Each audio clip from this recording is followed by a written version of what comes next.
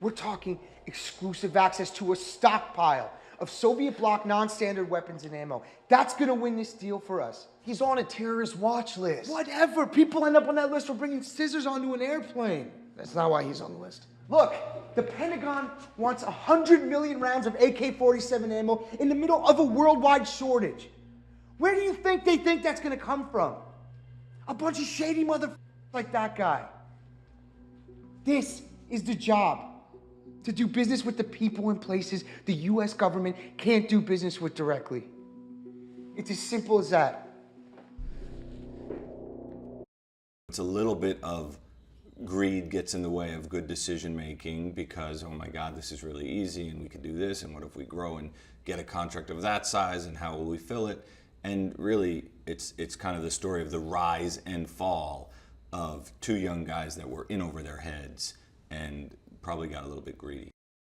When you start aiming at $300 million contracts, then you're actually messing with the big boys in a way, and they really stepped into it thinking, well, why not? It's just a bigger version of what we've been doing, which makes sense, except once they got the contract, which was insane in its own respect, once they got it, they realized they couldn't deliver on the prices they promised, and they couldn't even necessarily acquire all the munitions that they had promised. So they had to do things in a really roundabout way. David was the consummate right-hand man. He believed in Ephraim, he trusted Ephraim, he knew Ephraim was a wild card, but he kind of started making so much money and they started becoming so successful that he didn't look the other way, but he just figured, okay, I could put up with this aspect of it as long as we keep this, on the right track. Henry is this guy that, we say in the movie, he's kind of been on both sides of every conflict. He's that guy. He doesn't really have a political standing. He just likes war. He likes when people fight because he arms this guy, he arms that guy, and go have at it. And then when they finally get to meet Henry, they meet him in Las Vegas at an arms convention. It's a big moment for Ephraim to kind of sit across from his hero. They're not pro-war, and he really borrows that from Henry's stance. He doesn't really care about who's fighting and why they're fighting. He cares about how many people can we arm here, how much product can we move.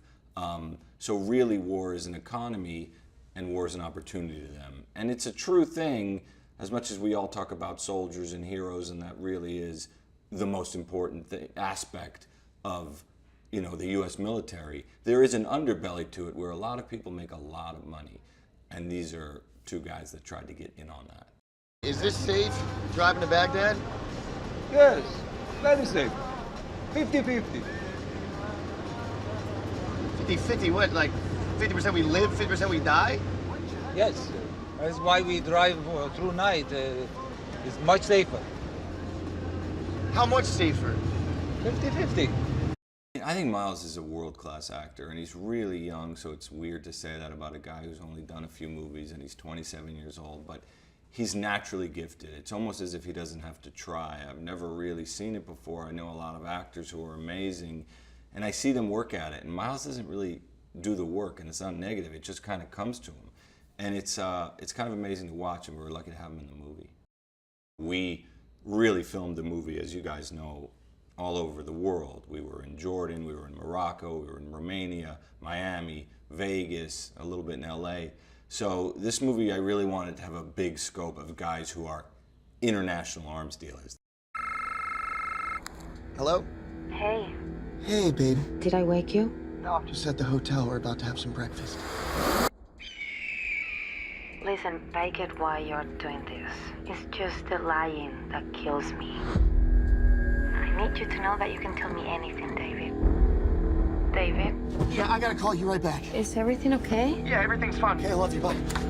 It's one of those stories, you're right, where I've had friends email me, even just based on seeing the trailer, nobody's seen the movie yet, and go, God, I looked up that story and I read all this stuff. That's crazy that that's a real thing. I think one of the things that really attracts people to it when we would test screen the movie, what did you like about the movie? I think one of the main things was that it was based on a real story. I've always had a love, even in my own taste of movies, whether it's American Hustle, which is based on a real story. I love when you take sort of the seeds of the truth and the seeds of something real, and you kind of build on it. It's always, the movie always has a little bit more gravity to it, whether it's Wolf of Wall Street or, you know, American Hustle, to name recent examples. But I always think those movies have a little bit more gravity to them.